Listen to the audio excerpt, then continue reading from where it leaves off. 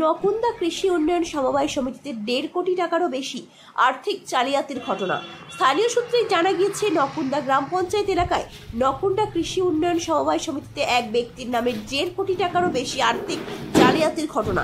এই ঘটনার পর গোঘাট থানার পুলিশ তদন্তে নেমে বেশ কিছুদিন আগে লক্ষণ মালিক নামে এক ব্যক্তিকে গ্রেপ্তার করেন। বর্তমানে লক্ষণ মালিক এখন পুলিশি হেফাজতে আছে বলে জানা গিয়েছে। তবে আজ আর্থিক কেলেঙ্কারির ঘটনায় আবারও এক মহিলাকে ঘাটাল থেকে গ্রেপ্তার করে পুলিশ। ওই মহিলার নাম সোমা পাল, বর্তমানে গোঘাট এলাকার বাসিন্দা। সোমা পাল আসলে নকুন্দা কৃষি উন্নয়ন সমবায় সমিতির অস্থায়ী কর্মী ছিলেন বলে জানা গিয়েছে। বর্তমানে ধৃত ওই মহিলাকে আজ আরামবাগ মহকুমা আদালতে তোলা হয়। এই বিষয় নিয়ে নকুন্দা সমবায় সমিতির সাধারণ মানুষ থেকে কৃষিকাজে যুক্ত সকলেরই এখন মাথায় হাত। কিভাবে ঘটলো এত বড় আর্থিক কেলেঙ্কারির ঘটনা, দেখুন সেই চিত্র।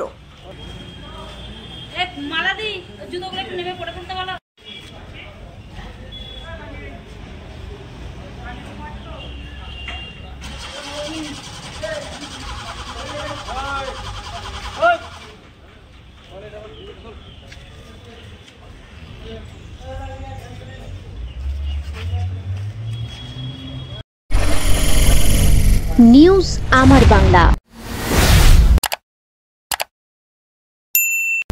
বাংলার মানুষের কথা বলে।